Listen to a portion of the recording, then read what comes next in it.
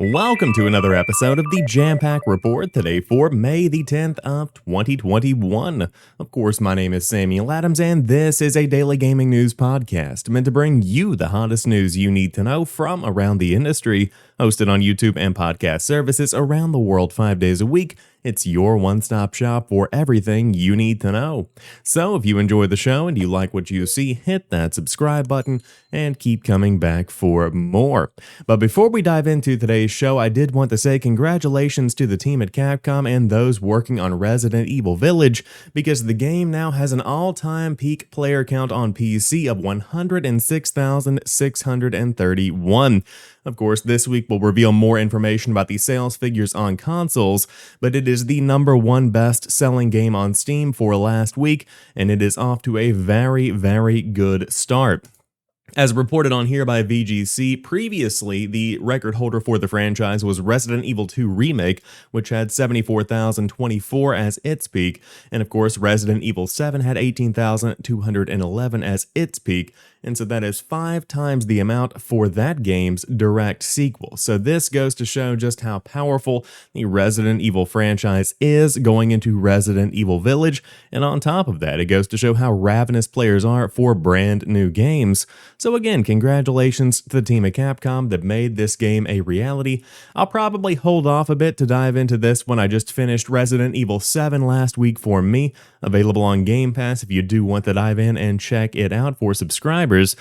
But I don't think my heart can take much more. I need to relax, I need to rest. I'm playing Halo Spartan Assault to provide some context into that one.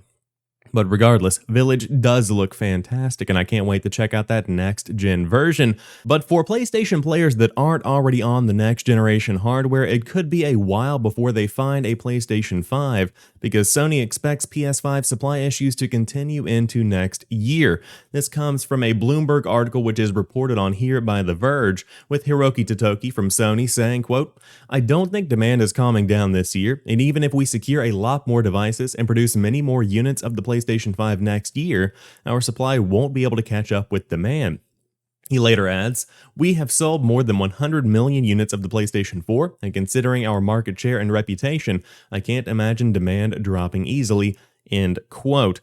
This is a very big deal because at this point in the PlayStation 5's life cycle, it is now selling faster and has sold more consoles than what the PlayStation 4 was selling and had sold at the same point in its life cycle. And that shows how ravenous players are for a next generation experience. On top of that, you see the exact same issue happening over at Microsoft. Now, these are not apples to oranges. There are different production pipelines. There are different levels of demand for each of these devices, but you do see issues. And so, PlayStation is not alone in that regard. At the same time, you see them trying to combat this with a potential console hardware revision coming in 2022 that we talked about last week that would exchange the CPU in the PlayStation 5 currently for one that is a bit cheaper and easier to produce, and so therefore you would potentially be able to iron out some issues there and improve the production as well.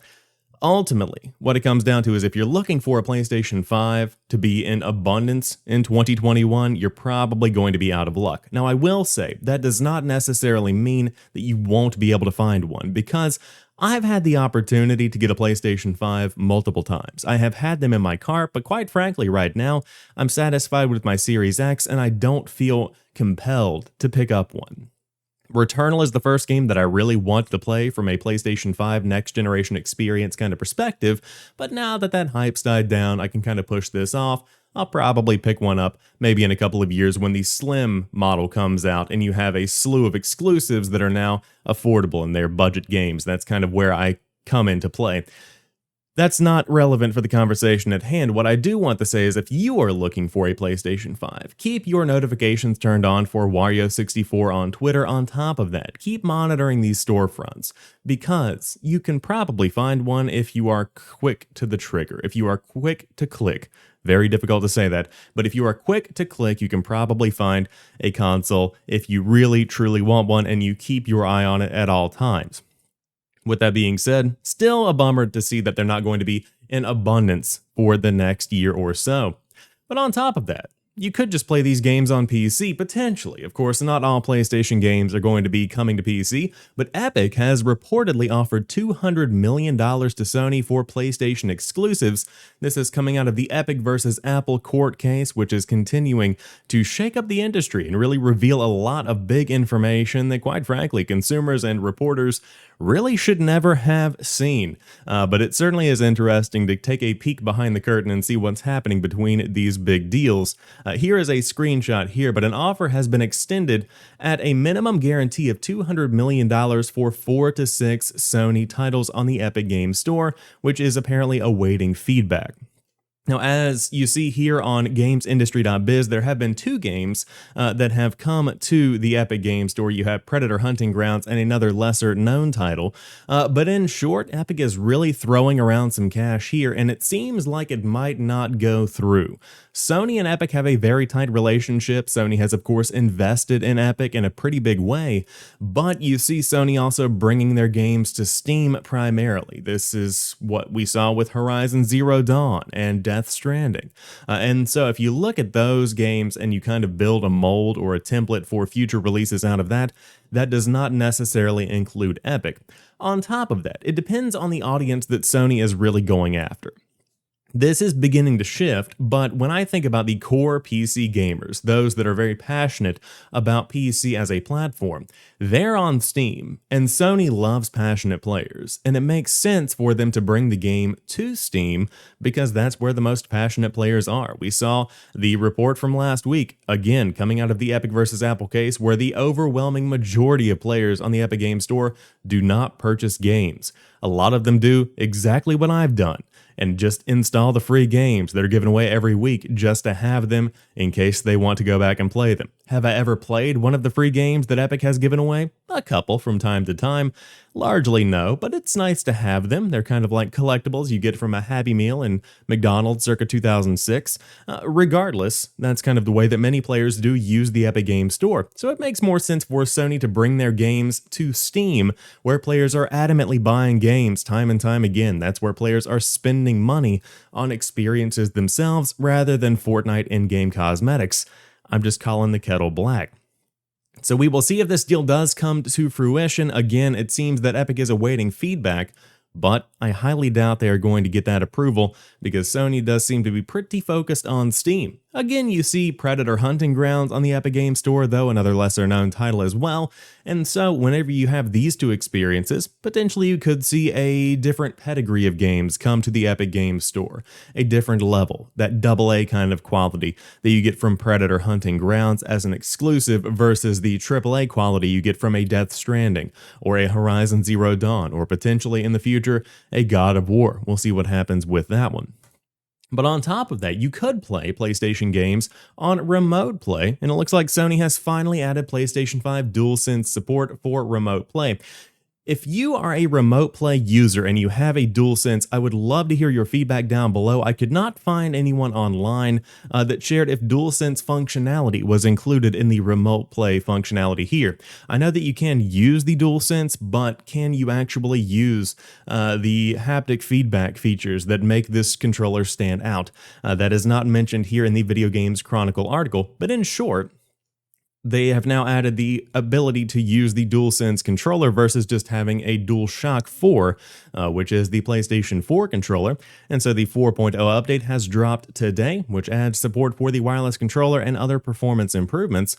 So if you do want to check out the Remote Play functionality for your PlayStation 5 or your PlayStation 4, you can download that app and get your 1080p 60 FPS Remote Play stream directly to your device of choice.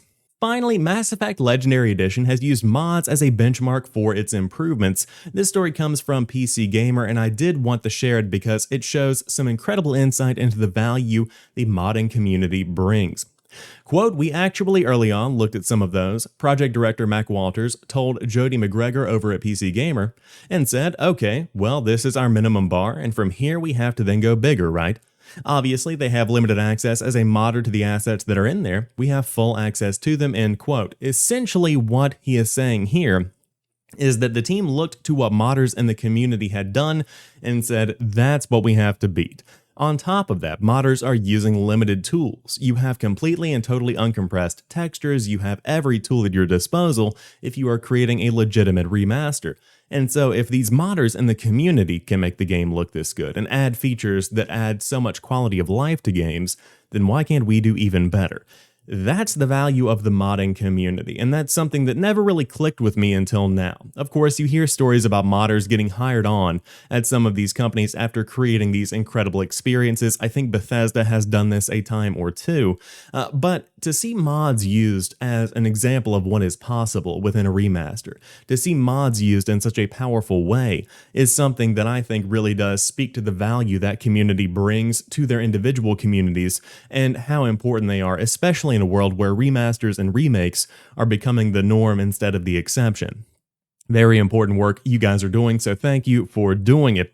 But that rounds out today's episode of the Jampack Report. If you enjoyed today's show, drop me a like down below and let me know what you think about Resident Evil Village. Have you played it? Are you planning on playing it? And what do you think about the game so far? On top of that, have you looked for a PlayStation 5? Are you looking for one? And when do you think you'll pick one up if you are in the market at some point now or in the future? Would love to hear what you have to say. But until tomorrow, you guys have a fantastic start to your week. I'll talk to you soon, and peace.